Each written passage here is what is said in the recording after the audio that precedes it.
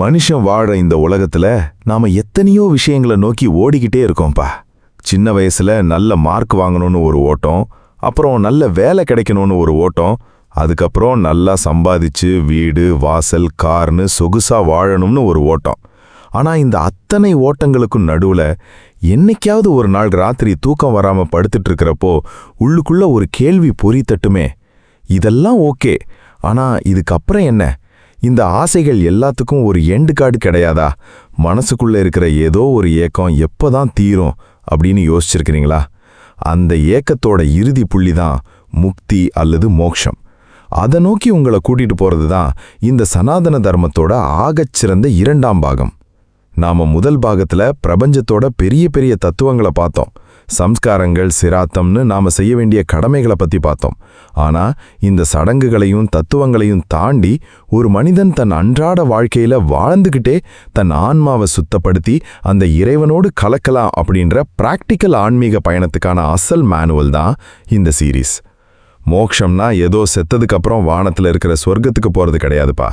நீங்க உயிரோட வாழும்போதே உங்க கடமைகளை செஞ்சுக்கிட்டே மனசுக்குள்ள எந்த ஒரு பயமும் குழப்பமும் இல்லாம பேரானந்த நிலையில வாழறது தான் மோக்ஷம். இதை தெளிவா புரிஞ்சுக்க ஒரு யதார்த்தமான உதாரணத்தை கவனிங்க. ஒரு பெரிய பெருங்கடல் இருக்குன்னு வச்சுப்போம். அந்த கடல்ல இருந்து வெயில் காரணமா தண்ணி ஆவியாகி வானத்துக்கு போய் மேகமா மாறுது. அந்த மேகம் குளிர்ந்து மழையா பூமிக்கு வருது. பூமியில விழுந்த அந்த மழைத்துளி ஒரு சின்ன ஓடையா மாறி அப்புறம் ஒரு பெரிய நதியா மாறி வழியில இருக்கிற காடு, மலை, வயல்வெளி எல்லாத்தையும் கடந்து ஓடுது. அந்த நதி ஏன் அவ்வளவு வேகமா எதற்கும் நிக்காம ஓடுது தெரியுமா? ஏன்னா அதுக்குள்ள ஒரு ஏக்கம் இருக்கு. நான் எங்கிருந்து வந்தேனோ அந்த மூலப்பொருளான பெருங்கடல் கூட போய் நான் மறுபடியும் கலக்கணும் அப்படின்ற ஏக்கம்தான் அது. வழியில எத்தனையோ தடைகள் வந்தாலும் பாறைகள் வந்தாலும் நதி நிக்கிறதே இல்ல, ஓடிக்கிட்டே இருந்து கடைசியில கடலோட கலக்கிறப்போ அந்த நதி அப்படின்ற தனி அடையாளமே அழிஞ்சு அதுவே பெருங்கடலா மாறிடுது. அதே போலதான்ப்பா அந்த ஏக வஸ்துவான பரம்பொருள்ல இருந்து வந்த அலைகள் தான் நாம எல்லாரும். இந்த உலகத்துல நாம படுற கஷ்டங்கள், ஏமாற்றங்கள் எல்லாத்தையும் தாண்டி நமக்குள்ள இருக்கிற ஆன்மா அந்த மூலப்பொருளை நோக்கி ஓடுற அந்த பயணம்தான் ஆன்மீகம். நம்ம முன்னோர்கள் இந்த ஆன்மீக பயணத்தை ஏதோ காட்டுக்கு ஓடுற வழியா சொல்லல. நீங்க ஆபீஸுக்கு போகலாம், குடும்பத்தை நடத்தலாம், பிசினஸ் பண்ணலாம். ஆனா இதையெல்லாம் செஞ்சுக்கிட்டே உங்க மனசை எப்படி ஒரு பக்குவப்பட்ட நிலையில வச்சுக்கணும்னு 4 பிரம்மாண்டமான வழிகளை, அதாவது யோக மார்க்கங்களை வச்சிருக்காங்க. கர்ம யோகம், பக்தி யோகம், ஞான யோகம்னு 4 வழிகள் இருக்கு. உங்களோட குணத்துக்கு எந்த வழி செட் ஆகுதோ அந்த வழியில நீங்க பயணிக்கலாம். அது மட்டும் இல்லாம நம்ம மனசை ஆட்டி படைக்கிற முக்குணங்கள் என்ன, காயத்ரி மந்திரத்துக்கு பின்னாடி இருக்கிற சயின்ஸ் என்னன்னு இந்த இறுதி பாகத்துல நாம அக்கு வேறா ஆணி வேறா பார்க்க போறோம். இப்போ உங்ககிட்ட ஒரு கேள்வி கேட்குறேன். நீங்க உங்க வாழ்க்கையில எத்தனையோ தோல்விகளை பார்த்திருப்பீங்க. உங்களை சுத்தி இருக்கிறவங்க உங்களை ஏமாட்டி இருப்பாங்க. அந்த நேரத்துல எல்லாம் அவ்வளவுதாண்டா வாழ்க்கை அப்படின்னு தோன்றப்போ உங்களுக்குள்ள ஒரு உள்ளார்ந்த மாற்றம், ஒரு புது எனர்ஜி பிறக்கணும்னு ஆசைப்படுவீங்களா மாட்டீங்களா? அந்த சாவிதான் இந்த 10 பகுதிகள். இது வெறும் பேச்சு கிடையாதுப்பா. உங்க ஆன்மாவை உலுக்கி உங்களுக்குள்ள இருக்கிற இறைத்தன்மையை உங்களுக்கு அடையாளம் காட்ட போற ஒரு மாபெரும் வாழ்வியல் அக்னி பிரவேசம். இப்போ நாம பார்க்க போற விஷயம் இந்த ஆன்மீக பயணத்தோட மிக முக்கியமான அஸ்திவாரம்.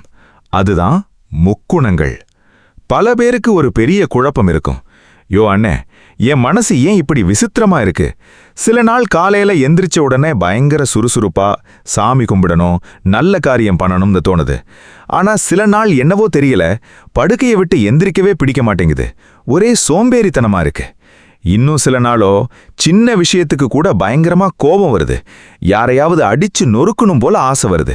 என் மனசுக்குள்ள அப்படி என்னதான் இருக்கு அப்படின்னு நீங்க கேட்கறது எனக்கு புரியுது. இந்த அத்தனை குழப்பங்களுக்கும் பின்னாடி நம்ம மனசை ஆட்டி படைக்கிற 3 ரகசிய குணங்கள் இருக்குன்னு சனாதன தர்மம் சொல்லுது. அதுதான் சத்துவம், ரஜஸ் மற்றும் தமஸ். இந்த பிரபஞ்சத்துல இருக்கிற அத்தனை பொருள்களும், ஏன் நீங்களும் நானும் கூட இந்த 3 குணங்களோட கலவையால தான் உருவாயிருக்கும். முதலாவது குணம் தமஸ் அல்லது தமோ குணம். இது என்னன்னா இருட்டு, சோம்பேறித்தனம், அறியாமை, பிரம்மை அப்படின்ற விஷயங்களை குறிக்கும். உங்க மனசுக்குள்ள தமோ குணம் அதிகமா இருக்கிறப்போ உங்களுக்கு தூங்கணும்னே தோணும், தப்பான பழக்கங்களுக்கு அடிமையாகணும்னு தோணும், எதை பத்தியும் கவலைப்படாம சோம்பேறியா கிடக்கணும்னு தோணும். ரெண்டாவது குணம் ரஜஸ் அல்லது ரஜோகுணம். இது என்னன்னா வேகம், ஆசை, குரோதம், ஈகோ, பொறாமை, எதையாவது சாதிக்கணும்ன்ற வெறி. உங்க மனசுக்குள்ள ரஜோகுணம் தலைதூக்குறப்போ உங்களுக்கு கோபம் அதிகமா வரும், பண ஆசை அதிகமாகும், நான் தான் பெருசு அப்படின்ற தலைகணம் வரும். மூணாவது உன்னதமான குணம்தான் சத்துவம் அல்லது சத்துவ குணம். இது என்னன்னா வெளிச்சம், அமைதி, பக்தி, அன்பு, தெளிவான புத்தி, ஞானம். மனசுக்குள்ள சத்துவகுணம் இருக்கிறப்போதான் நமக்குள்ள ஒரு பேரமைதி பிறக்கும், மற்றவங்களுக்கு உதவி செய்ய தோணும். இத மிக எளிமையா புரிஞ்சிக்க ஒரு யதார்த்தமான உதாரணத்தை கவனிங்க. நம்ம வீட்ல எல்லாரும் ஒரு மண்ணெண்ணெய் விளக்கோ இல்லனா மெழுகுவர்த்தியோ ஏத்தி வச்சிருக்கோம்னு வச்சுப்போம். அந்த விளக்கு எரியறதுக்கு 3 விஷயங்கள் தேவை.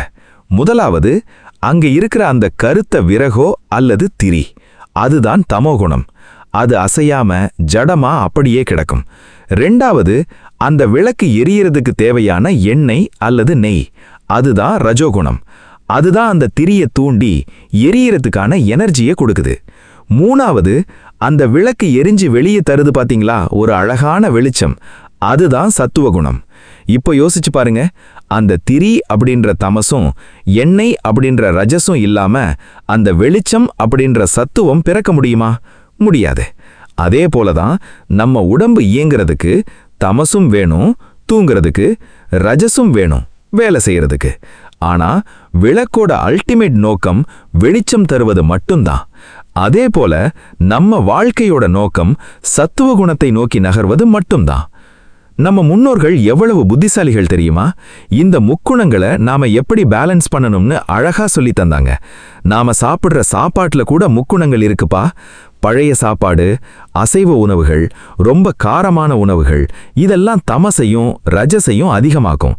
ஆனா பழங்கள், காய்கறிகள், கீரைகள், சுத்தமான பால், இதெல்லாம் சத்துவ குணத்தை அதிகமாக்கும். உங்க மனசுக்குள்ள ரஜசும் தமசும் அதிகமாகறப்போ நீங்க கர்ம வினையில மாட்டிக்கிட்டு தவிப்பீங்க. ஆனா எப்போ சத்துவ குணம் அதிகமாகுதோ அப்போ உங்களோட புத்தி தெளிவடையும், உங்களால ஆன்மீக பாதையில ஈஸியா பயணிக்க முடியும். இப்போ உங்ககிட்ட ஒரு கேள்வி கேட்கிறேன். நீங்க உங்க அன்றாட வாழ்க்கையில கோபப்பட்டு ஆசைப்பட்டு எத்தனையோ தவறான முடிவுகளை எடுத்திருப்பீங்க. அந்த முடிவுகளை எடுத்ததுக்கு அப்புறம் உட்கார்ந்து வருத்தப்பட்டிருப்பீங்க. அச்சச்சோ, ஏன் அப்படி அவசரப்பட்டு பேசணும்னு தெரியலையே அப்படின்னு. அந்த நேரத்துல உங்களை ஆட்டி படைச்சது உங்களோட ரஜோகுணம் தான். இப்ப சொல்லுங்க, இந்த குணங்களோட பிடியிலிருந்து தப்பிச்சு எப்பவும் நிம்மதியாவும் அமைதியாவும் இருக்கிற அந்த சத்துவ குண நிலைக்கு மாற நீங்க ரெடியா? சனாதன தர்மம் சொல்லித்தர்ற பயிற்சிகள் மூலமா நாம இந்த முக்குணங்களை அடக்க கத்துக்கிட்டா நம்ம மனசு நமக்கு அடிமையாயிடும். மனசு அடங்குனா அப்புறம் வாழ்க்கையில பயமே இருக்காதுப்பா. இப்போ நாம பார்க்க போற விஷயம், சனாதன தர்மம் நமக்கு காட்டியிருக்கிற முதலாவது மோட்ச மார்க்கம், அதுதான் கர்மயோகம். இன்னைக்கு இருக்கிற எத்தனையோ மாடர்ன் இளைஞர்கள், யோ அண்ணன், ஆஃபீஸில் விடிய விடிய வேலை பார்க்குறேன், நைட்டும் பகலும் உழைக்கிறேன், ஆனால் மேனேஜர் எனக்கு இன்க்ரிமெண்ட்டும் தரமாட்டேங்கிறான், ஒரு ப்ரமோஷனும் தரமாட்டேங்கிறான், மனசு முழுக்க செம்ம கடுப்பா இருக்கு. இதுல நீ என்னடான்னா ஆன்மீகம் மோக்ஷம்னு பேசுறியே, இந்த டென்ஷன்ல நான் எப்படி சாமியை கும்பிடுறது அப்படின்னு கேட்குறாங்க. இந்த கவலைய, இந்த மன அழுத்தத்தை அடியோடு அறுத்தெறிகிற ஒரு அக்மார்க் பிராக்டிக்கல் கைடு தான் பகவத்கீதையில கிருஷ்ண பரமாத்மா சொன்ன கர்மயோகம். கர்மம்னா செயல் அல்லது உழைப்பு, யோகம்னா பிரபஞ்ச ஆற்றலோடு இணையறது. சுருக்கமா சொல்லணும்னா, நீங்க செய்யற வேலையை எப்படி ஒரு தியானமா மாத்தி அது மூலமா கர்ம வினையிலிருந்து தப்பிக்கிறதுன்ற வித்தை தான் கர்மயோகம். பகவத்கீதையில கிருஷ்ணர் சொல்ற ஆகச்சிறந்த ஸ்லோகம் என்ன தெரியுமா? கர்மண்யே வாதிகாரஸ்தே மா பலேஷு கதாச்சன அப்படின்னு. அதாவது, உனக்கு கடமையை செய்ய மட்டும்தான் அதிகாரம் இருக்கு, ஆனா அந்த கடமையோட பலன் மேல உனக்கு எந்த அதிகாரமும் இல்ல அப்படின்னு சொல்றாரு. பல பேர் இதை தப்பா புரிஞ்சுக்கிறாங்க. ரிசல்ட்டே கிடைக்காதுன்னா நான் ஏண்டா வேலை செய்யணும் அப்படின்னு கேட்குறாங்க. ஆனா இதுக்கு பின்னாடி இருக்கிற ஆழமான சைக்காலஜி என்ன தெரியுமா? நீங்க பலனை எதிர்பார்த்து வேலை செய்யறப்போ உங்க மனசு முழுக்க பயமும் பதற்றமும் வந்துடும். ஆனா பலனை எதிர்பார்க்காம வேலையில மட்டும் முழு கவனத்தை வச்சிங்கன்னா அங்க ஸ்ட்ரெஸ் இருக்காது, ரிசல்ட்டும் வேற லெவல்ல வரும். இத மிக எளிமையா புரிஞ்சிக்க ஒரு யதார்த்தமான உதாரணத்தை கவனிங்க. ஒரு கிரிக்கெட் மேட்ச் நடக்குதுன்னு வச்சுப்போம். அதுல ஒரு பேட்ஸ்மேன் களமிறங்குறான். அவன் பேட்டிங் செய்யும்போது நான் இன்னைக்கு எப்படியாவது செஞ்சுரி அடிக்கணும், man of the match award வாங்கணும், நாளைக்கு பேப்பர்ல என் போட்டோ வரணும் அப்படின்னு அத்தனை ரிசல்ட்டையும் மனசுக்குள்ள சுமந்துகிட்டு விளையாடினா என்ன நடக்கும்? அவனுக்குள்ள ஒரு பயம் வந்துடும், கை கால்லாம் நடுங்கும், வர்ற பால்ல கவனம் இருக்காது, டக்குன்னு அவுட் ஆயிடுவான். ஆனா அதே பேட்ஸ்மேன் ரிசல்ட்டை பத்தி யோசிக்காம என் முன்னாடி வர்ற இந்த ஒரு பாலை நான் எப்படி பர்ஃபெக்டா ஆடணும் அப்படின்னு அந்த நொடியில மட்டும் கவனம் வச்சு விளையாடினா என்ன நடக்கும்? பால் பவுண்டரிக்கும் சிக்ஸருக்கும் பறக்கும், செஞ்சுரியும் தானா வரும், அவார்டும் தானா தேடி வரும். அதே போலதான்ப்பா உங்க வாழ்க்கையில நீங்க செய்யற ஆபீஸ் வேலையோ, வீட்டு வேலையோ, பிசினஸோ, அதுல வர்ற லாப நஷ்டத்தை பத்தி யோசிச்சு பயப்படாம இந்த வேலையை நான் சமுதாயத்துக்காக, இறைவனுக்காக அர்ப்பணிக்கிறேன் அப்படின்னு சுயநலம் இல்லாம செய்ய ஆரம்பிச்சீங்கன்னா நீங்க செய்யற அந்த உழைப்பே ஒரு பெரிய தியானமா மாறிடும். சுயநலத்தோட செய்யற வேலை தான் உங்களுக்குள்ள புது கர்ம வினைய, ஆகாமிய கர்மாவை உருவாக்கும். ஆனா கடமைக்காகவும் மற்றவங்களோட நன்மைக்காகவும் சுயநலமே இல்லாம செய்யற வேலை உங்களை எந்த கர்மாவிலையும் மாட்ட வைக்காது. அது உங்களோட பழைய கர்ம மூட்டைய கொஞ்சம் கொஞ்சமா கரைச்சு உங்களை முக்தி நிலைக்கு கூட்டிட்டு போகும். இப்போ உங்ககிட்ட ஒரு கேள்வி கேட்கிறேன்.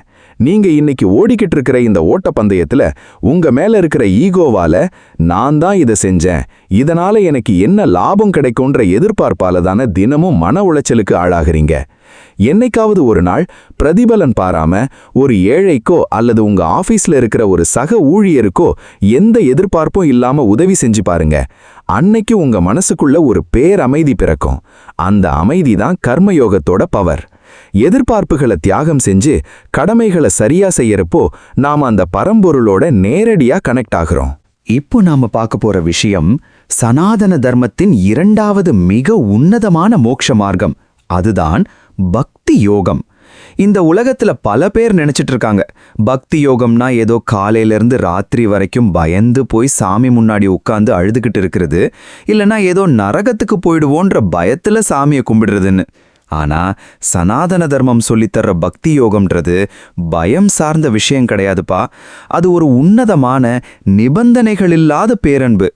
இறைவனை உங்க முதலாளியா பார்க்காம உங்க நண்பனா, காதலனா, குழந்தையா நினைச்சு உருகி அவன்கிட்ட முழுமையா சரணாகதி அடைகிற ஆகச்சிறந்த ஆன்மீக வித்தை இது. நம்ம தமிழ் மண்ணுல இந்த பக்தி யோகத்துக்கு எத்தனையோ மாஸ் உதாரணங்கள் இருக்காங்கப்பா. 63 நாயன்மார்கள், 12 ஆழ்வார்கள், ஆண்டாள், மீராபாய்னு ஒரு பெரிய பட்டாளமே இந்த வழியில போயிருக்காங்க. கண்ணபிரானையே தன் காதலனா நினைச்சு உருகி பாடிய ஆண்டாளோட பக்தியும், இறைவனுக்கு தான் சாப்பிட்ட எச்சல் பழத்தை கொடுத்த கண்ணப்ப நாயனாரோட பக்தியும் ஏதோ புக்கில் படிக்கிற கதைகள் கிடையாது. அது அவங்களோட ஆன்மாவோட உச்சக்கட்ட வெளிப்பாடு. பக்தி யோகத்துல 9 விதமான வழிமுறைகள், நவவித பக்தி இருக்குன்னு சாஸ்திரங்கள் சொல்லுது. இறைவனோட பெருமைகளை கேட்கறது ஸ்ரமணம், அவனை பாடி துதிக்கிறது கீர்த்தனம், எப்பவும் அவனை நினைச்சிட்டே இருக்கிறது ஸ்மரணம், அவனுக்கு பாத பூஜை செய்யறது பாத சேவனம், அவனுக்கு தொண்டு செய்யறது தாசியம், அவனை தன் தோழனா பார்க்கறது சக்கியம், அப்புறம் எல்லாத்துக்கும் மேல தன்னை அவன்கிட்ட முழுமையா அர்ப்பணிக்கிறது ஆத்ம நிவேதனம். இதை இன்னும் ஆழமா புரிஞ்சுக்க ஒரு யதார்த்தமான உதாரணத்தை கவனிங்க. ஒரு சின்ன குழந்தை இருக்குன்னு வச்சுப்போம். அதுக்கு 3 அல்லது 4 வயசு இருக்கும். அந்த குழந்தை தான் அம்மாவோட கை பிடிச்சுக்கிட்டு ஒரு பெரிய திருவிழா கூட்டத்துக்குள்ள நடக்குது. அந்த கூட்டத்துல ஆயிரக்கணக்கான ஜனங்க இருக்காங்க. பயங்கரமான சத்தம் கேக்குது. எத்தனையோ கடைகள் இருக்கு. ஆனா அந்த குழந்தையோட முகத்துல ஒரு சின்ன பயமாவது இருக்குமா? இருக்காது. அது ஜாலியா சிரிச்சுக்கிட்டே பலூனை பார்த்துக்கிட்டே நடந்து வரும். ஏன் தெரியுமா? என் அம்மாவோட கை என் கையில இருக்கு, அவங்க என்ன பத்திரமா பார்த்துப்பாங்க அப்படின்ற ஒரு அசைக்க முடியாத அக்மார்க் நம்பிக்கை தான் அது. ஒருவேளை கூட்டத்துல அம்மாவோட கை நழுவி போச்சுன்னா அந்த அடுத்த நொடி குழந்தை உலகத்தையே மறந்துட்டு அழ ஆரம்பிச்சிடும். இதே போலதான்ப்பா பக்தி யோகமோ. இந்த உலகம் அப்படின்ற பெரிய கூட்ட நெரிசல்ல கஷ்டங்கள், ஏமாற்றங்கள் அப்படின்ற பயங்கள் நமக்குள்ள வராம இருக்கணும்னா நாம அந்த பரம்பொருள் அப்படின்ற அம்மாவோட கைய சரணாகதி அப்படின்ற பக்தி மூலமா இறுக்கமா பிடிச்சுக்கணும். அவங்கிட்ட பொறுப்பை ஒப்படைச்சிட்டா அப்புறம் நமக்கு எதுப்பா கவலை? இந்த பக்தி யோகத்தோட பியூட்டி என்ன தெரியுமா? இதுக்கு பெரிய படிப்பு தேவையில்லை, பெரிய வசதி தேவையில்லை. ஏன் நீங்க சமஸ்கிருத மந்திரங்கள் கூட சொல்லணும்னு அவசியம் இல்லை. உங்க மனசுக்குள்ள தூய்மையான அன்பு இருந்தா மட்டும் போதும். பகவத்கீதையில கிருஷ்ணர் சொல்றாரு, பத்ரம் புஷ்பம் பலம் தோயம் யோமே பக்தியா பிரயச்சதி அப்படின்னு. அதாவது, எனக்கு நீ பெரிய தங்க நகையோ கோடிக்கணக்கான பணமோ தர வேண்டாம்ப்பா, முழு பக்தியோட ஒரு இலையோ ஒரு பூவோ ஒரு பழமோ இல்லனா ஒரு டம்ளர் தண்ணியோ கொடுத்தா கூட நான் அதை மனசார ஏத்துக்குவேன் அப்படின்னு சொல்றாரு. எப்போ ஒருத்தன் தான் ஈகோவையும் தலக்கணத்தையும் சாமி முன்னாடி கழட்டி வச்சுட்டு எல்லாம் உன்னோட செயல் இறைவா அப்படின்னு சரணாகதி அடைகிறானோ அவனோட கர்ம வினைகளை அந்த இறைவனே பொறுப்பேத்துப்பான். இப்போ உங்ககிட்ட ஒரு கேள்வி கேட்குறேன். நீங்க உங்க வாழ்க்கையில எத்தனையோ பிரச்சனைகளை உங்க சுய புத்தியால சால்வ் பண்ணணும்னு ட்ரை பண்ணி தோத்து போயிருப்பீங்க. அந்த நேரத்துல மனசு முழுக்க பயத்தோட பாரத்தோட அலைஞ்சிருப்பீங்க. என்னைக்காவது ஒரு நாள் உங்க பூஜை அறையில உட்கார்ந்து, இறைவா என் புத்திக்கு எட்டல, இந்த பாரத்தை நான் உன்கிட்ட ஒப்படைக்கிறேன், நீயே பார்த்துக்கோ அப்படின்னு முழுசா விட்டு பார்த்திருக்கீங்களா? அப்படி விட்டுட்டீங்கன்னா அந்த நொடியே உங்க மனசு ஒரு பறவை இறகு மாதிரி லேசாகிடும். உங்க பாரத்தை பிரபஞ்சம் சுமக்க ஆரம்பிச்சிடும். இந்த சரணாகதியோட உச்சக்கட்ட பேரானந்தம் தான் பக்தி யோகம். இப்போ நாம பார்க்க போற விஷயம் சனாதன தர்மத்தின் 3வது மார்க்கம். அதுதான் புத்திசாலிகள் மற்றும் தீவிர சிந்தனையாளர்களுக்கான ஞான யோகம். இந்த உலகத்துல எத்தனையோ பேர் கேட்கிற கேள்வி என்னன்னா, அண்ணே, எனக்கு இந்த சாமியை கும்பிடுறது உருகி அழுறதுல எல்லாம் பெருசா உடன்பாடு இல்லப்பா, எனக்கு எல்லாமே லாஜிக்கா இருக்கணும், அறிவுபூர்வமா இருக்கணும், இந்த உலகம்னா என்ன, எனக்குள்ள இருக்கிற உண்மை எது அப்படின்னு கேட்பாங்க. அப்படிப்பட்டவங்களுக்கு நம்ம ஆதிசங்கரரும் ரமண மகரிஷியும் காட்டிய ஆகச்சிறந்த வழிதான் இந்த ஞான யோகம். இது உணர்ச்சிகளை தாண்டி நான் யார் அப்படின்ற சுய தேடலின் மூலமா பிரபஞ்ச ரகசியத்தை உடைக்கிற ஒரு மாஸ் மார்க்கம். ஞான யோகம்ன்றது சும்மா ஏதோ 4 ஆன்மீக புத்தகங்களை வாசிச்சுட்டு வர்ற வெற்று அறிவு கிடையாதுப்பா. அது நமக்கு முன்னாடி இருக்கிற மாயைய அக்கு வேறா ஆணி வேறா பிரிச்சு அக்மார்க் உண்மைய உணர்றது. இந்த உலகத்துல நாம எல்லாரும் ஒரு பெரிய தப்பான கணக்குல வாழ்ந்துட்டு இருக்கோம். நாம என்ன நினைக்கிறோம்னா, நான் தான் இந்த உடம்பு, இந்த முகம்தான் நான், என்கிட்ட இருக்கிற டிகிரி தான் நான், என் பேங்க் பேலன்ஸ் தான் நான் அப்படின்னு நம்ம உடம்பையும் புத்தியையும் நாமன்னு நினைச்சு இறுக்கமா பிடிச்சு வச்சிருக்கோம். ஆனா ஞான யோகம் என்ன சொல்லுதுன்னா, தம்பி, நீ பார்க்கிற இந்த உடம்பும் மனசும் நீ கிடையாது, நீ பிறப்புக்கும் இறப்புக்கும் அப்பாற்பட்ட எப்போதும் அழியாத அந்த பரம்பொருள் அப்படின்னு சொல்லுது. அதத்தான் வேதாந்தத்துல அகம் பிரம்மாஸ்மி, அதாவது நானே அந்த உச்சகட்ட சக்தி அப்படின்னு பிரகடனம் பண்றாங்க. இதை ரொம்ப ஆழமா எளிமையா புரிஞ்சிக்க ஒரு யதார்த்தமான உதாரணத்தை கவனிங்க. ஒரு அடர்ந்த காட்டுக்குள்ள ஒரு சிங்கம் வாழ்ந்துட்டு இருந்தது. அந்த சிங்கம் ஒரு நாள் வேட்டைக்காரங்க வச்ச வலையில மாட்டி அதிலிருந்து தப்பிச்சு ஓடுறப்போ தற்செயலா ஒரு ஆட்டு மந்தைக்குள்ள வந்து விழுந்துருச்சு.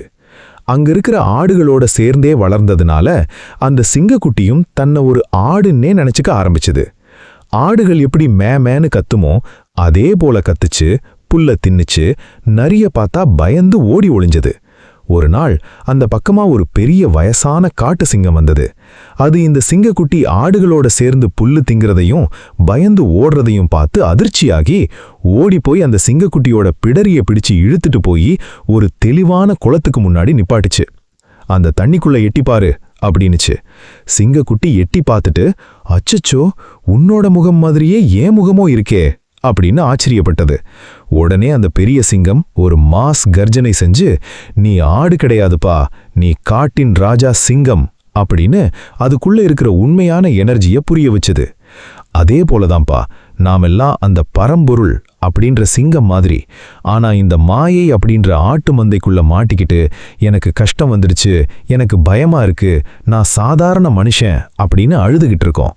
நமக்குள்ள இருக்கிற அந்த அசல் சிங்கத்தை, அந்த மாறாட ஆன்மாவை நமக்கு அடையாளம் காட்டுற அந்த பெரிய சிங்கம் தான் ஞானம். எப்போ ஒருத்தன் விவேகம், அதாவது எது நிரந்தரம் எது தற்காலிகம்னு பிரிக்கிற அறிவு மற்றும் வைராக்கியம், அதாவது தேவையற்ற பற்றுகளை விடுறது மூலமா தன்னை தேட ஆரம்பிக்கிறானோ, அப்போ அவனுக்கு முன்னாடி இருக்கிற அத்தனை அறியாமை இருட்டும் மொத்தமா விலகிடும். இப்போ உங்ககிட்ட ஒரு கேள்வி கேட்குறேன். நீங்க கண்ணாடியில பார்க்குற உங்களோட முகம் உங்க சின்ன வயசுல வேற மாதிரி இருந்திருக்கும், இப்ப வேற மாதிரி இருக்கு, வயசானா இன்னும் மாறப்போகுது. ஆனா அந்த அத்தனை மாற்றங்களையும் தாண்டி உங்க உடம்புக்குள்ள இருந்து நான் வாழ்ந்துட்டு இருக்கேன் அப்படின்னு பார்க்குற அந்த உள்சாட்சி என்னைக்காவது மாறியிருக்கா? மாறவே இல்லை. அந்த மாறாத சாட்சி தான் உங்களோட ஆத்மா. அதை தெரிஞ்சுக்கிறது தான் ஞானம். இந்த ஞானம் உங்களுக்கு வந்துட்டா உலகத்துல இருக்கிற எந்த ஒரு தோல்வியோ ஏன் மரணம் கூட உங்களை பயமுறுத்த முடியாது. நீங்க பிரபஞ்ச பேரொளியா மாறி நிப்பீங்க. இப்போ நாம பார்க்க போற விஷயம் சனாதன தர்மத்தோட 4வது மற்றும் மிக பிரம்மாண்டமான மோட்ச மார்க்கம். அதுதான் ராஜயோகம். இன்னைக்கு இருக்கிற எத்தனையோ பேரு யோகானா என்னப்பா, காலையில எந்திரிச்சு மேட்டை விரிச்சு கைய கால நீட்டி வளைக்கிற ஒரு எக்ஸசைஸ் தானே அப்படின்னு நினைக்கிறாங்க. ஆனா சனாதன தர்மம் சொல்லித்தர்ற ராஜயோகம்ன்றது வெறும் உடம்ப வளைக்கிறது மட்டும் கிடையாதுப்பா. அது நம்ம மூச்சு காத்தையும் அலைபாயிர மனசையும் அப்படியே லாக் பண்ணி நமக்குள்ள இருக்கிற அந்த உச்சக்கட்ட எனர்ஜிய ஆன்மீக பேரொளியா மாத்துற ஒரு பக்கா சூப்பர் சயின்ஸ். இந்த ராஜயோகத்தை உலகத்துக்கு முறைப்படி கொடுத்தவர் பதஞ்சலி முனிவர். அவர் எழுதின யோக சூத்திரத்துல மனசை அடக்கிறதுக்கு 8 படிகள் கொண்ட ஒரு வழியை காட்டியிருக்காரு. அதுக்கு பேர் தான் அஷ்டாங்க யோகம். அஷ்டம்னா 8, அங்கம்னா பகுதிகள். இந்த 8 படிகள் என்னென்ன தெரியுமா? 1. இயமம். சமுதாயத்துல வாழும்போது நாம கடைபிடிக்க வேண்டிய ஒழுக்கங்கள். அஹிம்சை, சத்தியம், திருடாமை. 2. நியமம். தனி மனிதனா நமக்குள்ள நாம வச்சுக்க வேண்டிய டிசிப்ளின். தூய்மை, சந்தோஷம், தவம். 3. ஆசனம். தியானத்துல நேரா உட்கார்றதுக்கு நம்ம உடம்ப தயார்படுத்துற உடற்பயிற்சி முறைகள். 4. பிராணயாமம். நம்ம மூச்சு காத்த சீராக்கி உடம்புக்குள்ள இருக்கிற எனர்ஜியை கண்ட்ரோல் பண்ற பிரீத்திங் டெக்னிக். 5. பிரத்யாகாரம். வெளியிருக்கிற சத்தங்கள், ஆசைகள் மேல இருக்கிற கவனத்தை அப்படியே கட் பண்ணி நமக்குள்ள திருப்புறது. 6. தாரணை. அக உலரத்துல ஒரே ஒரு புள்ளியில மனசை குவியப்படுத்துறது. 7. தியானம். அந்த புள்ளியோட மனசு எந்த ஒரு தடையும் இல்லாம அப்படியே உறைந்து நிற்கிறது. 8. சமாதி. இதுதான் இறுதி கட்டம். இங்க நான் அப்படின்ற எண்ணமே அழிஞ்சு நாம அந்த பரம்பொருளோடு உன்னோட உன்னா கலந்துடுற பேரானந்த நிலை. இதை இன்னும் ஆழமா புரிஞ்சுக்க ஒரு யதார்த்தமான உதாரணத்தை கவனிங்க. ஒரு பெரிய ஏரி இருக்குன்னு வச்சுப்போம். அந்த ஏரிக்குள்ள இருக்கிற தண்ணி ரொம்ப தெளிவா இருக்கு. ஆனா அந்த பக்கமா பயங்கரமான புயல் காத்து வீசுறதுனால தண்ணி முழுக்க அலைபாயுது. அது மட்டும் இல்லாம யாரோ நிறைய கல்லையும் தூக்கி போடுறாங்க. இப்போ அந்த ஏரியோட தரைப்பகுதியில பாட்டம்ல ஒரு தங்க நாணயம் கிடக்குதுன்னு வச்சுப்போம். அந்த அலைபாய்ஞ்சிட்டு இருக்கிற தண்ணி வழியா மேலிருந்து பார்க்கிற நமக்கு அந்த தங்க நாணயம் கண்ணுக்கு தெரியுமா? தெரியாது. ஆனா அந்த புயல் காத்து நின்னு கல்லு போடுறதும் நின்னு தண்ணி அப்படியே எந்த ஒரு அசைவும் இல்லாம அமைதியா ஸ்டில் ஆயிடுச்சுன்னா என்ன நடக்கும்? அடியில கிடக்கிற அந்த தங்க நாணயம் மேல இருக்கிற நமக்கு தெள்ள தெளிவா கண்ணுக்கு தெரியும். அதே போலதான்ப்பா அந்த ஏரி தான் நம்ம மனசு, வீசுற காத்து தான் நம்ம எண்ணங்கள், அடியில கிடக்கிற அந்த தங்க நாணயம் தான் நமக்குள்ள இருக்கிற ஆத்மா. இந்த அஷ்டாங்க யோகம் அப்படின்ற வித்தை தான் அலைபாயிர எண்ணங்களை மொத்தமா அடக்கி நம்ம மனசை அமைதியாக்கி நமக்குள்ள இருக்கிற ஆன்மாவை நமக்கு தெளிவா காட்ட உதவுது. நம்ம முன்னோர்கள் ஏன் தியானத்துக்கு இவ்வளவு முக்கியத்துவம் கொடுத்தாங்க தெரியுமா? நம்ம மனசுக்கு ஒரு குணம் இருக்குப்பா. அது ஒரு நிமிஷத்துல பல ஆயிரம் இடங்களுக்கு ஓடும். இந்த ஓட்டத்தை நிறுத்தலன்னா மனுஷனோட எனர்ஜி முழுக்க வேஸ்ட் ஆயிடும். எப்போ ஒருத்தன் பிராணாயாமம் மூலமா மூச்சை கட்டுப்படுத்துறானோ அப்போ அவனோட மனசும் தானா அடங்க ஆரம்பிச்சிடும். ஏன்னா மூச்சும் மனசும் ஒரே நாணயத்தோட 2 பக்கங்கள் மாறி. மனசு அடங்குனா அப்புறம் உங்களுக்குள்ள ஒரு அசாத்தியமான பவர் பிறக்கும். இப்போ உங்ககிட்ட ஒரு கேள்வி கேட்குறேன். நீங்க இன்னைக்கு இருக்கிற இந்த அவசர உலகத்துல மொபைல் நோட்டிஃபிகேஷன் வர்றப்போ எல்லாம் உங்க மனசு எப்படி அலைபாயுதுன்னு கவனிச்சிருக்கீங்களா? ஒரு 5 நிமிஷம் கூட உங்களால எந்த ஒரு சிந்தனையும் இல்லாம அமைதியா உட்கார முடியல. அதுதான் யதார்த்தம். ஆனா தினமும் ஒரு 10 நிமிஷம் அஷ்டாங்க யோகாவோட முறைகளை பின்பற்றி தியானம் பண்ண பழகிட்டீங்கன்னா உங்களோட ஃபோக்கஸ் வேற லெவல்ல இருக்கும். ஆஃபீஸ் வேலையா இருந்தாலும் சரி, பிஸ்னஸா இருந்தாலும் சரி, உங்களால அக்மார்க் ப்ரொஃபெக்ஷனோட செய்ய முடியும். ராஜயோகம்ன்றது ஏதோ சன்னியாசி களுக்கானதில்லப்பா, உங்களை போன்ற வெற்றியாளர்களுக்கான ஆகச்சிறந்த வாழ்வியல் அறிவியல். இப்போ நாம பார்க்க போற விஷயம், இந்த ஆன்மீக பாதையில நாம தடம் மாறாம வழுக்கி விழுந்துடாம இருக்கணும்னா நமக்குள்ள இருக்க வேண்டிய 10 அத்தியாவசியமான தர்மகுணங்கள். இதத்தான் நம்ம சாஸ்திரங்கள்ல, குறிப்பா மனுஸ்மிருதியில தர்மத்தின் 10 லட்சணங்கள் அப்படின்னு சொல்லியிருக்காங்க. இன்னைக்கு இருக்கிற உலகத்துல பல பேரு, யோ அண்ணே தர்மம்னு பேசுறீங்களே, சனாதன தர்மத்துப்படி வாழணும்னா எனக்கு என்னப்பா குவாலிட்டி வேணும், நான் என்ன ஃபாலோ பண்ணணும் அப்படின்னு கேக்குறாங்க. அவங்களுக்கான பக்கா லைஃப் லெசன்ஸ் தான் இந்த 10 குணங்கள். நம்ம முன்னோர்கள் சனாதன தர்மத்துல வாழற ஒரு மனிதனுக்கு இந்த 10 குணங்கள் கட்டாயம் இருக்கணும்னு விதி வச்சிருக்காங்க. அந்த 10 லட்சணங்கள் என்னென்ன தெரியுமா? 1. திருதி, பொறுமை. வாழ்க்கையில கஷ்டமோ நஷ்டமோ வர்றப்போ மனசு உடைஞ்சு போகாம தீர்க்கமா பொறுமையா இருக்கிற குணம். க்ஷமா, சகிப்புத்தன்மை, மன்னிப்பு. மத்தவங்க நமக்கு துரோகமே பண்ணிருந்தாலும் ஈகோ பார்க்காம அவங்கள மனசார மன்னிக்கிற பெரிய குணம். தமஸ், சுய கட்டுப்பாடு, அலைபாயிர நம்ம மனசையும் ஆசைகளையும் நம்ம புத்தியால கண்ட்ரோல் பண்ற வித்தை. அஸ்தேயம், திருடாமை, மத்தவங்களோட பொருளுக்கோ காசுக்கோ ஏன் அவங்களோட உழைப்புக்கோ கூட ஆசைப்படாம நேர்மையா இருக்கிறது. சௌச்சம், தூய்மை, நாம் ஏற்கனவே பார்த்த மாதிரி உடம்பையும் மனசையும் அசுத்தங்கள் இல்லாம சுத்தமா வச்சுக்கிறது. இந்திரிய நிகிரகம், புலனடக்கம், நம்ம கண், காது, மூக்கு, வாய் அப்படின்ற ஐம்புலன்களும் கேட்கிற தப்பான விஷயங்களுக்கு பின்னாடி ஓடாம அடக்கிறது. தீ, புத்தி கூர்மை, எது நல்லது எது கெட்டதுன்னு பகுத்தறிஞ்சு பார்க்கிற தெளிவான புத்தி. வித்யா, கல்வி, ஞானம், வெறும் புக்ல படிக்கிற படிப்பு மட்டும் இல்லாம ஆத்ம ஞானத்தை வளர்த்துக்கிறது. சத்தியம், உண்மை, எந்த ஒரு சூழ்நிலையிலும் பொய் சொல்லாம நேர்மையா உண்மையோட மட்டுமே நிற்கிறது. அக்ரோதம், கோபமின்மை, மனச பதற்றமாக்குற இரத்த கொதிப்பு ஏத்துற அந்த ஆத்திரத்தையும் கோபத்தையும் நெஞ்சுக்குள்ள வச்சுக்காம அமைதியா இருக்கிறது. இதை இன்னும் ஆழமா புரிஞ்சுக்க ஒரு யதார்த்தமான உதாரணத்தை கவனிங்க. ஒரு பெரிய சொகுசு கார் ஒன்று ரோட்ல போயிட்டு இருக்குன்னு வச்சுப்போம். அந்த கார்ல செம்ம பவர்ஃபுல்லான இன்ஜின் இருக்கு, உள்ளுக்குள்ள நல்ல ஏசி இருக்கு, பார்க்கறதுக்கு செம்ம மாசா பளபளன்னு இருக்கு. ஆனா அந்த காரோட 4 டயர்கள்ல இருக்கிற கிரிப்பு மொத்தமா தேஞ்சு போயிருக்கு, ஸ்டியரிங் வீலும் பிரேக்கும் ஒழுங்கா வேலை செய்யல. இப்போ அந்த காரை வச்சுக்கிட்டு நீங்க ஒரு வளைவான மலைப்பாதையில 100 கிலோமீட்டர் ஸ்பீட்ல போனா என்ன நடக்கும்? கார் ரோட்டை விட்டு ஸ்கிட் ஆகி நேரா போய் பள்ளத்துல விழுந்து நுறுங்கிடும். அதே போலதான்ப்பா, நீங்க எவ்வளவுதான் பெரிய தத்துவங்களை பேசினாலும் எவ்வளவுதான் தியானம் பண்ணினாலும் உங்களோட கேரக்டர் அப்படின்ற கார் டயருக்கு இந்த 10 தர்ம குணங்கள் அப்படின்ற கிரிப் இல்லைனா வாழ்க்கையில ஏதோ ஒரு ஆசை அல்லது கோபம் அப்படின்ற வளைவு வர்றப்போ நீங்க தடம் மாறி நரகத்துல போய் விழுந்துருவீங்க. இந்த 10 குணங்கள் தான் உங்களை விபத்தில்லாம காப்பாத்துற பிரேக் சிஸ்டம். இப்போ உங்ககிட்ட ஒரு கேள்வி கேட்குறேன். இன்னைக்கு இருக்கிற எத்தனையோ பேரு சின்ன விஷயத்துக்கெல்லாம் டென்ஷன் ஆகி கோபப்பட்டு மற்றவங்க மேல வன்மத்தை வச்சுக்கிட்டு அலையிறாங்களே, இதனால அவங்களுக்கு என்ன லாபம் கிடைக்குது? அவங்களோட பிபி ஏறுது, நிம்மதி போகுது, அதுதான் உண்மை. ஆனா இந்த 10 தர்ம லட்சணங்கள்ல ஒரு 2-3 குணங்களை மட்டுமாவது உங்க அன்றாட வாழ்க்கையில பிராக்டிக்கலா கொண்டு வந்து பாருங்க. மத்தவங்கள மன்னிக்க பழகுங்க, கோபத்தை குறைக்க ட்ரை பண்ணுங்க, நேர்மையா இருக்க பழகுங்க. அப்ப பாருங்க, உங்களை சுத்தி இருக்கிற அத்தனை குழப்பங்களும் தானா தீர்ந்து உங்க மனசுக்குள்ள ஒரு அசாத்தியமான தைரியமும் பக்குவமும் பிறக்கும். இப்போ நாம பார்க்க போற விஷயம் சனாதன தர்மத்தின் 8வது மாசத்தியாயம். அதுதான் ஓம்காரம் மற்றும் காயத்ரி மந்திரத்தின் சயின்ஸ். இன்னைக்கு இருக்கிற எத்தனையோ பேரு என்ன இந்த ஓம்னு சொல்றதுலயும் காயத்ரி மந்திரம் உச்சரிக்கிறதுலயும் அப்படி என்னதான் இருக்கு, இதெல்லாம் ஏதோ ஒரு குறிப்பிட்ட மதத்துக்கான சடங்கு இல்லையா அப்படின்னு கேக்குறாங்க. ஆனா இதுக்கு பின்னாடி இருக்கிறது மதம் கிடையாதுப்பா, இது அக்மார்க் சவுண்ட் சயின்ஸ், அதாவது ஒலி அலைகளின் அறிவியல். இதை நாம இன்னைக்கு ரொம்ப பிராக்டிக்கலா உடைச்சு பார்க்க போறோம். முதல்ல ஓம்காரம் அப்படின்ற பிரணவ மந்திரத்தை எடுத்துப்போம். ஓம் அப்படின்றது வெறும் வார்த்தை கிடையாது, அது இந்த பிரபஞ்சத்தோட ஆதி ஒலி, காஸ்மிக் வைப்ரேஷன். இதை உச்சரிக்கும் போது அ உ ம் அப்படின்ற 3 ஒலிகள் ஒன்னா சேருது.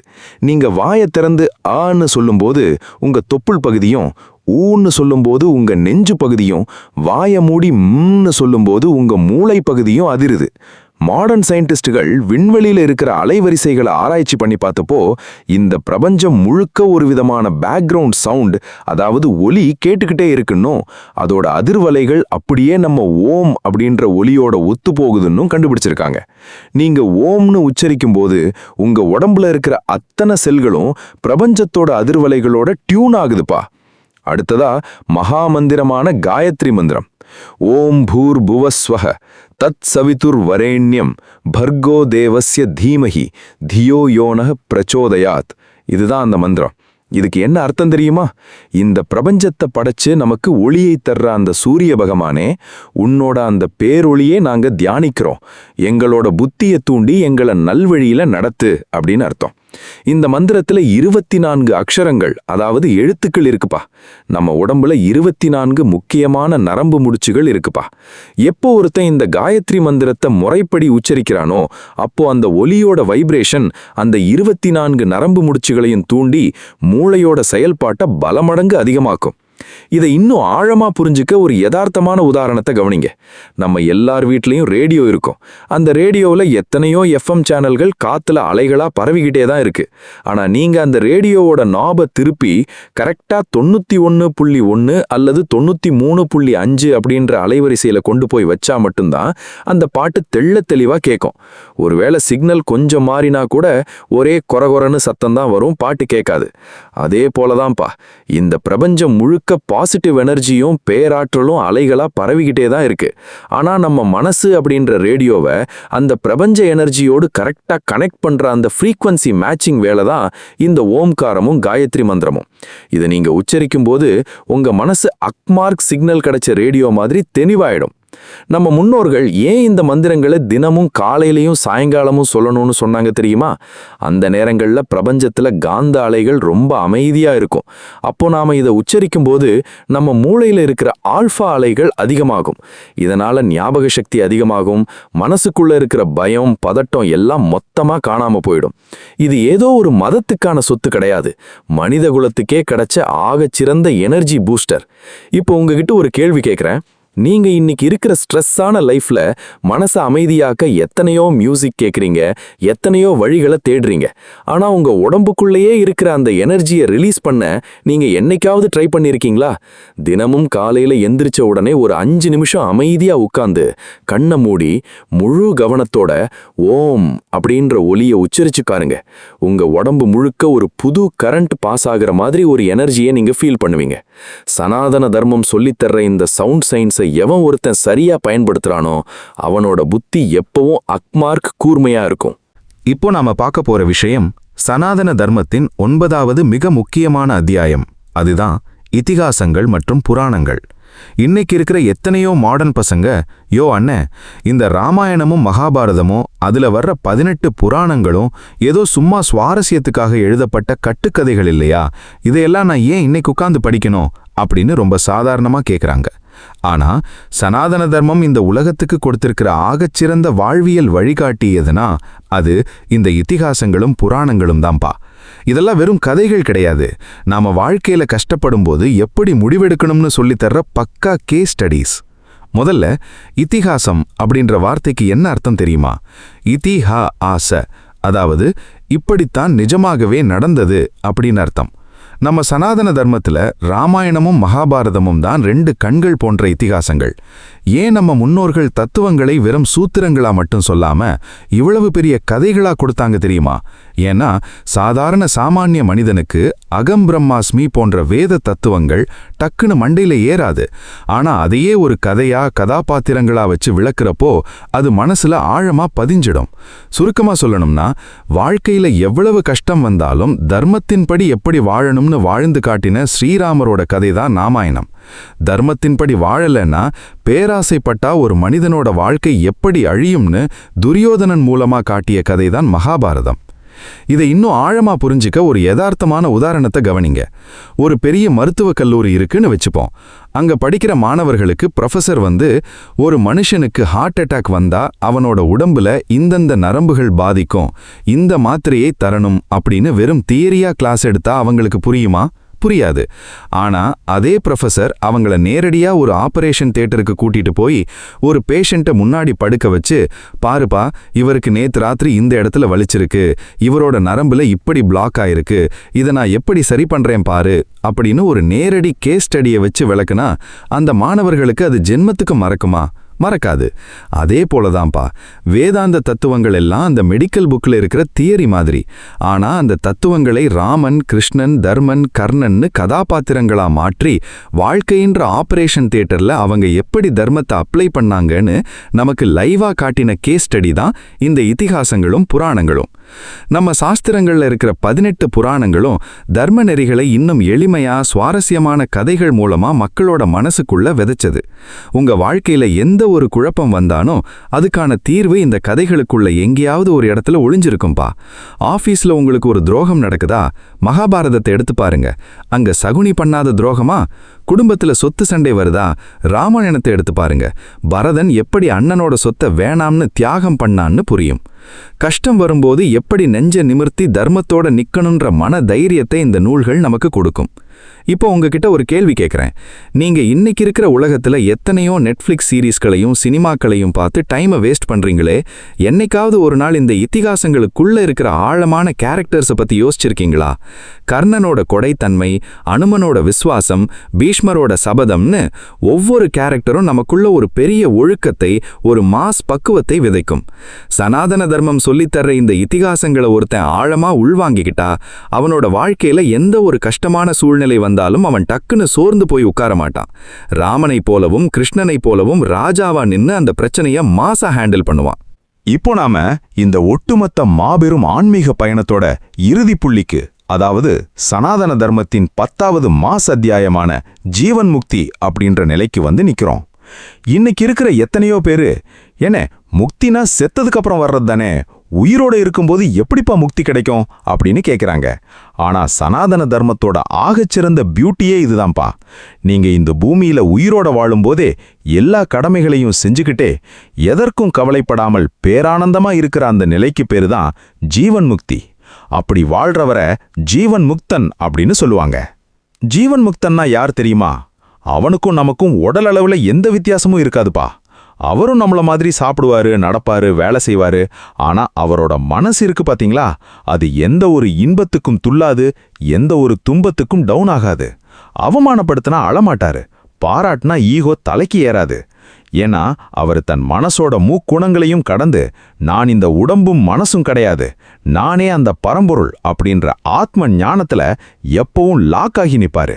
அவருக்கு இந்த உலகத்தில் இருக்கிற அத்தனை உயிர்களும் தன் ஆன்மாவோட வடிவமாத்தான் தெரியும்.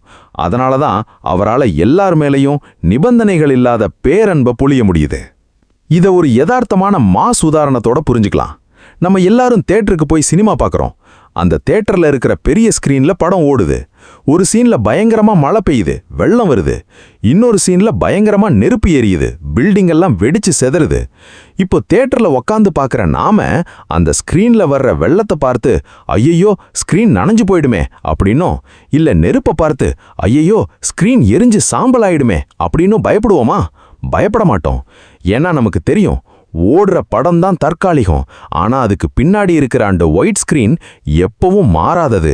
அதுல இந்த வெள்ளமும் நெருப்பும் எந்த ஒரு பாதிப்பையும் ஏற்படுத்தாதுன்னு. அதே போலதான்ப்பா இந்த உலகம்ன்றது அந்த ஸ்கிரீன்ல ஓடுற சினிமா மாதிரி. அதுல வர்ற இன்ப துன்பங்கள் எல்லாம் தற்காலிக காட்சிகள். ஆனா அந்த அத்தனை காட்சிகளுக்கும் பின்னாடி மாறாம இருக்கிற அந்த ஒயிட் ஸ்கிரீன் தான் நம்ம ஆன்மா. எவன் ஒருத்தன் தன்னை அந்த ஸ்கிரீனா உணர்றானோ அவன்தான் ஜீவன் முக்தன். அவன் வாழ்க்கையில எந்த புயல் வந்தாலும் அவன் அசையாம மாசா நின்னு ஜெயிப்பான். என் அன்பு உடன்பிறப்புகளே, இந்த 2 பார்ட் சீரீஸ்ல நாம பார்த்த சனாதன தர்மம் அப்படின்றது ஏதோ ஒரு குறிப்பிட்ட வர்க்கத்துக்கான குறுகிய மதம் கிடையாதுப்பா. அது இந்த உலகமே, இந்த பிரபஞ்சமே சமநிலையோட பேரமைதியோட வாழ வழி செய்யற ஒரு யூனிவர்சல் லா. பார்ட் 1ல பிரபஞ்சத்தோட ஆதி ரகசியமான அந்த ஏக வஸ்து தத்துவத்தையும், நம்ம கர்ம வினை எப்படி வேலை செய்யுதுன்ற அசல் சயின்ஸையும், நம்ம முன்னோர்கள் வகுத்த சம்ஸ்காரங்கள், சௌச்சம் அப்படின்ற தூய்மை, பஞ்சயஜ்ஞங்கள் அப்படின்ற நன்றி கடன், 4 ஆசிரமங்கள் மற்றும் வருணங்கள் மூலமா ஒரு பக்கா லைஃப் ஸ்டைல் மேனுவலை பார்த்தோம். பார்ட் 2ல நம்ம மனசை அடக்கிற முக்குணங்கள் ரகசியம், கர்ம, பக்தி, ஞான, ராஜயோகங்கள் அப்படின்ற 4 மோக்ஷ மார்க்கங்கள், ஓம்காரம் மற்றும் காயத்ரி மந்திரத்தோட சவுண்ட் சயின்ஸ், இதிகாசங்கள் காட்டிய கேஸ் ஸ்டடீஸ் எல்லாத்தையும் தாண்டி உயிரோட வாழும்போதே பேரானந்தமா இருக்கிற ஜீவன் முக்தி நிலைய வரைக்கும் அக்கு வேற ஆணி வேற பார்த்துட்டோம். சனாதன தர்மம் நமக்கு சொல்லித்தர்ற இறுதி பாடம் என்ன தெரியுமா? யாதுமூரே யாவரும் கேளிர் மற்றும் வசுதைவ குடும்பகம். அதாவது இந்த உலகத்துல இருக்கிற அத்தனை உயிர்களும் நம்ம குடும்பம்தான். சுயநலத்தை விட்டுட்டு தர்மத்தோட நின்னு கடமைகளை சரியா செஞ்சு மனசை தூய்மையா வச்சுக்கிட்டீங்கன்னா நீங்க தேடி எங்கேயும் ஓட வேண்டாம்ப்பா.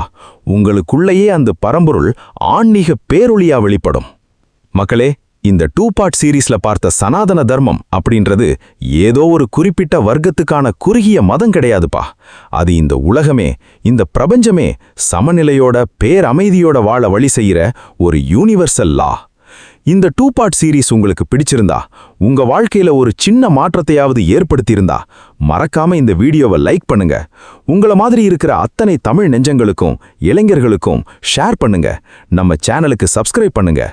உங்க மனசுல தோன்ற அக்குமார் கருத்துக்களை கீழே கமெண்ட் பாக்ஸ்ல தட்டி விடுங்க. இனிதே நிறைவடைந்தது நம்ம சனாதன தர்ம வாழ்வியல் பயணம். மீண்டும் ஒரு அடுத்த அதிரடியான சுவாரஸ்யமான வீடியோ சீரீஸ்ல உங்களை வந்து சந்திக்கிறேன். அதுவரைக்கும் தர்ம நெறியோட வாழுங்க, பேரானந்தமா இருங்க. நன்றி, வணக்கம் மக்களே.